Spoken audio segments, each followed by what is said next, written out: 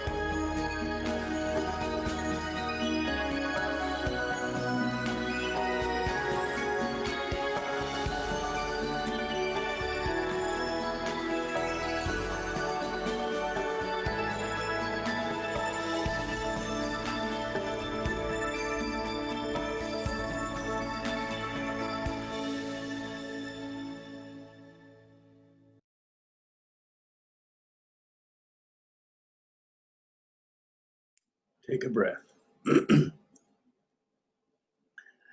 Let's just take a moment.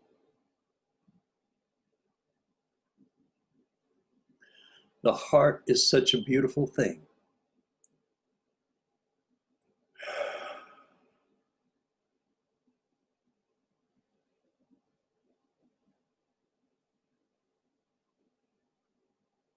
Mm.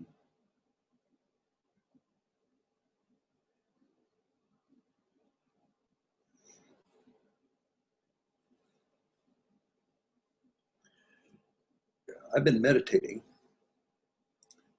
and contemplating and asking Spirit, what can we do? What can I do to encourage people to help them through what's coming up in the coming months? We can do this. There is a way. And over the equinox saw the way.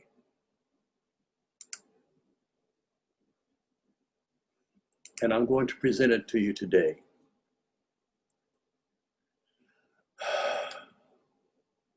To begin with, we have to start at the very center of our heart. A while back,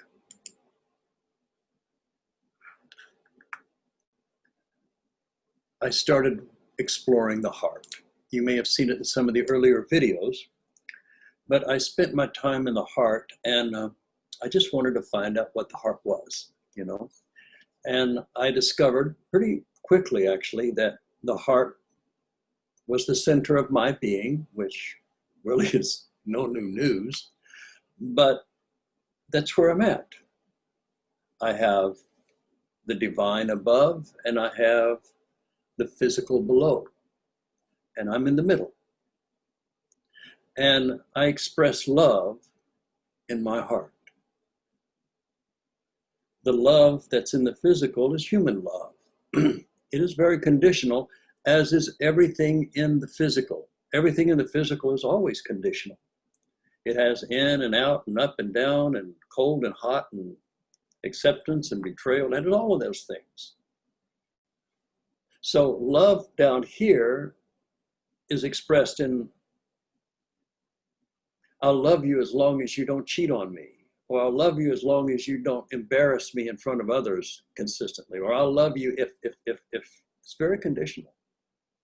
And if those conditions aren't met, you walk away. It's human love.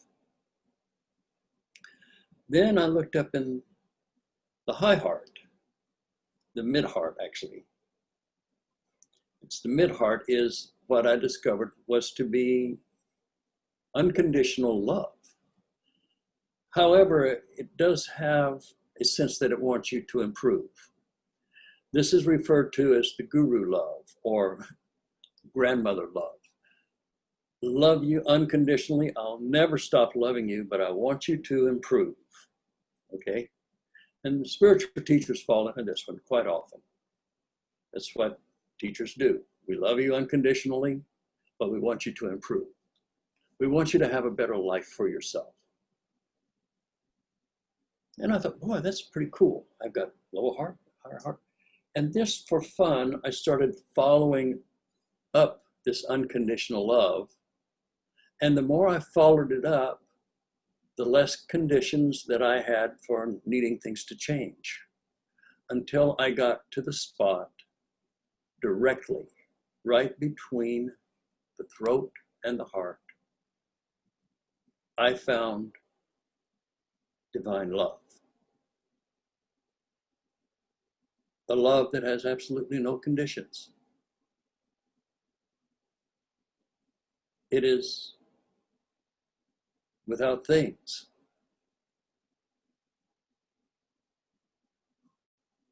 I searched for ways of explaining this. I talked about it being nothing because it has no things.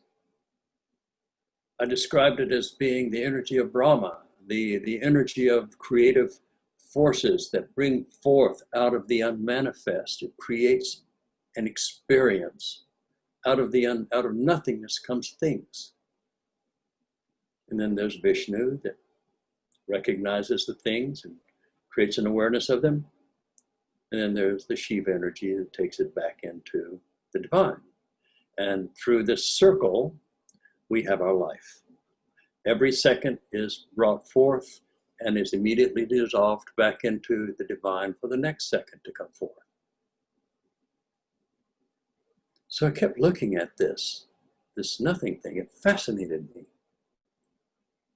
I started humorously talking about it, saying, you know, I experience nothing, I teach nothing, I want only nothing.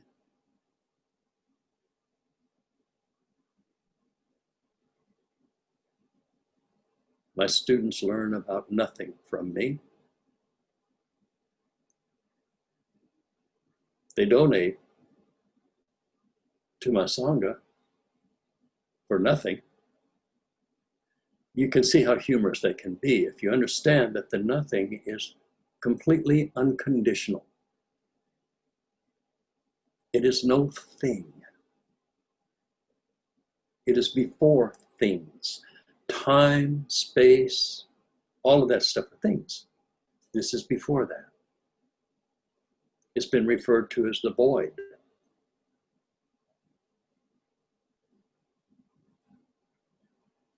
How lovely. How lovely to touch it. To feel yourself dissolve. To feel your ego and all that you've held on to dissolve into that beautiful love. The only quality that this nothing has is this unconditional love. It loves, that's all it does.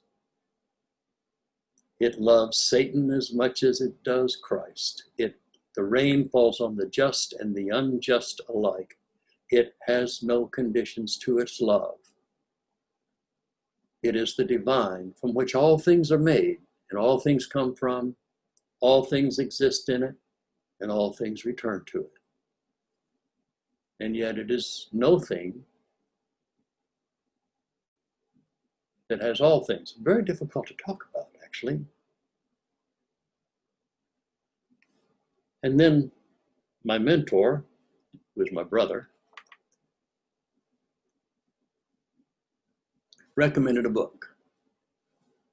And that's Reindar's book, Change Your Thoughts, Change Your Life. And it's about the Tao Te Ching. And it goes through the 81 verses of the Tao Te Ching with a little commentary. It's a very nice little book, very easy to read. It's not the only copy. There are probably other copies out there, but this one will do for now.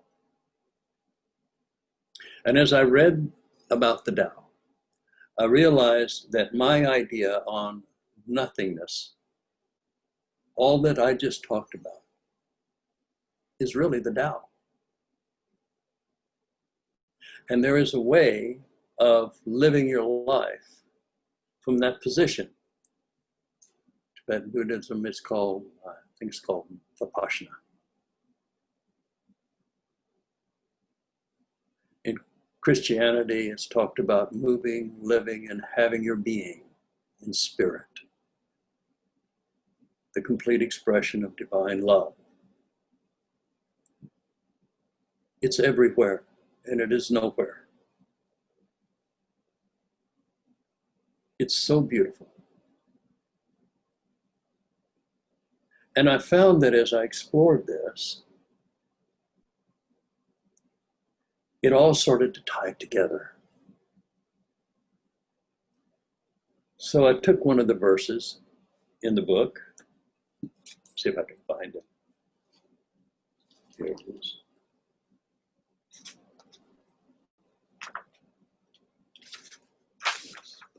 That was another one. Here we go. This one is called Living by Your Inner Light. And you can see that I outlined various things in this chapter were kind of cool. All of these verses only take up maybe 3, maybe 4 pages at the most. You can read a verse in 5 minutes.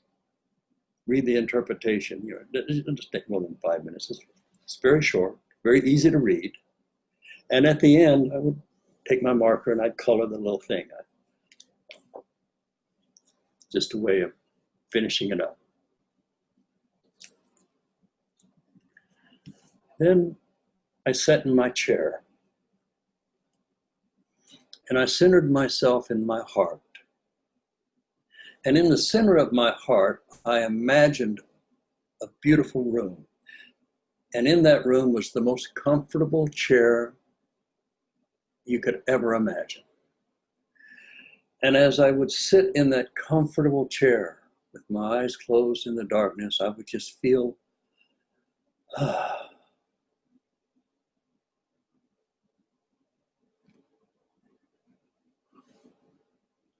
and I determined that I would time it for 15 minutes. And I would sit in my little Barker lounger chair in my heart. And when a thought would come, political, could be about climate change, it could be about my boss or my whatever. When these thoughts come, I would look at what was behind the thought. What is its father? What is it from? Is this thought being driven by anger, by fear, by uncertainty, by jealousy, by self-righteousness? What is the energy that's driving that thought? And rather than taking the thought itself, I focus in on that energy. And I take that energy and I move that energy right there into the void. And since the void is nothing, whatever I place there with my will and my intent has no way to resist, because there's nothing to resist. As I was saying, you're sitting in your little, in your mind, you've got this room and you're sitting in this comfortable chair in the silence. No music, you're not doing anything, nothing at all. You're just sitting here and you're being totally present in the here and the now. When your mind starts to wander off, you take the energy that's trying to get you to wander off, dissolve it, and when it's dissolved, you come back and sit in your chair again. And then if nothing happens, you just sit in the silence in the complete here and now. And you do this for 15 minutes. It's just a process. I'm not even going to call it a meditation, because you're not trying to stop your thoughts. You're just trying to be in the silence. And as you're in the silence and you push everything that interferes with being in the here and the now in this moment, and you dissolve those energies one by one, you enter into a peace. I've tried this, when I think about my president, sometimes I get a lot of energy. Whoa. I felt that energy that I held around the president, and I looked behind it and I saw all kinds of things, self-righteousness, all these different emotions and feelings. It could be love. I don't know, depending on whether you're a Democrat or Republican, whatever, can be good or bad, whatever it is that's trying to take you out of your chair. You take that energy and you dissolve it. And then you sit back down in your chair. And then when the president comes to mind, you don't have those energies. You just, oh, there he is. In Yaqui mysticism, this is referred to as sweeping the tonal clean. You're taking the energy and the emotion. You're not erasing the person. You're not erasing the memory. You're just taking the charge off. So now you're approaching everything with equanimity.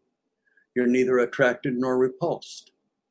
You sit in your chair and you do this for 15 minutes. You may spend all 15 minutes dissolving on one thing after the other. But after a few days, you'll start finding that you're sitting there for 4 or 5 minutes, just in the silence, in the perfect stillness, in the perfect perfection of the present moment, of this moment, right here, right now. So we're going to start this as a group on the 1st, October 1st, and every morning I will send out a verse. We're going to do them out of order because I don't want you running through the museum. I want you to stick on one verse a day, and we'll do that together. There's a power behind us doing it together. The same verse every day. It's probably going to take 15, 20 minutes. Maybe it'll take more than that, 15 minutes for them. Take 20, maybe 30 minutes. You can do this for 81 days. This is not like a lifetime thing.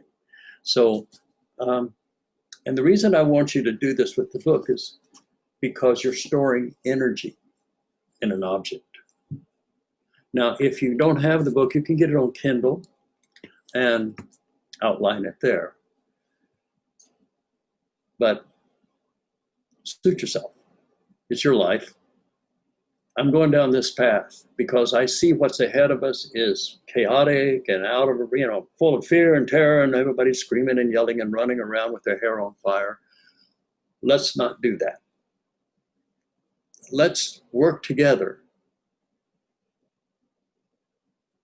and be the Tao.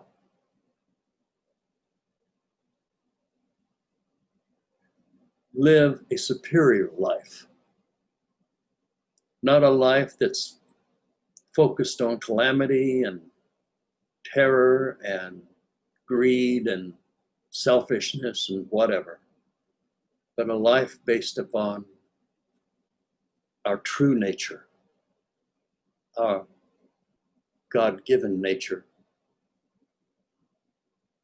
of love, and the dissolution of anything that comes between us and that divine love.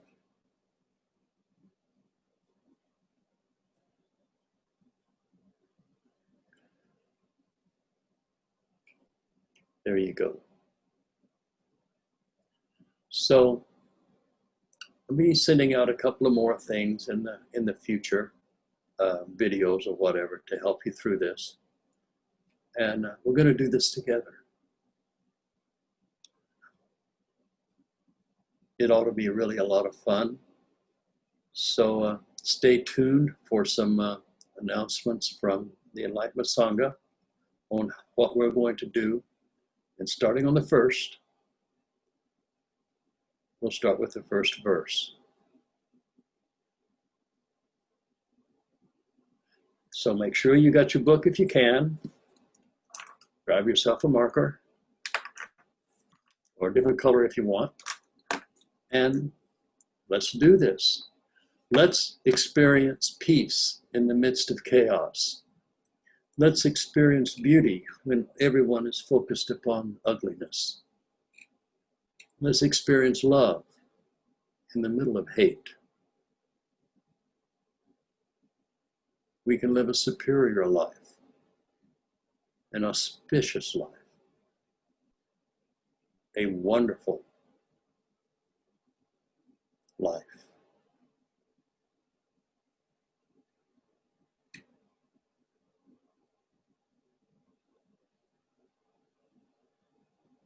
A remarkably fine life. So I look forward to going on this path, and I encourage you to follow with me or to go with me. Let's just do it together. I think we can hang in here for 81 days and do this. I know you're busy and you have a lot of things to do. Set your alarm or do this at night. I don't care when you do it, but do it on the day that we do it. On that verse, I want us all to be together inwardly. See how these verses affect you. and do this little process of sitting in your heart, being completely here and now, not going anywhere, not doing anything, not being inspired. If a great teacher shows up while you're here, dissolve them. No matter what, for 15 minutes, you're going to sit in the silence of your heart, dissolving anything that comes in that tries to take your attention away from this moment, from sitting in this place, right here, right now. This will change your life.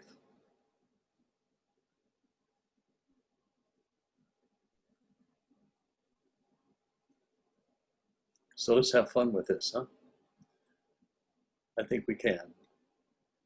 So I look forward to hearing from you.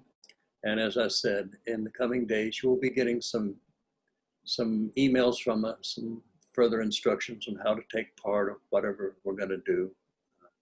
I'm sure it's going to be perfect.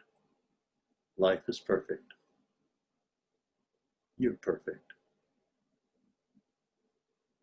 You're made of God. How perfect is that?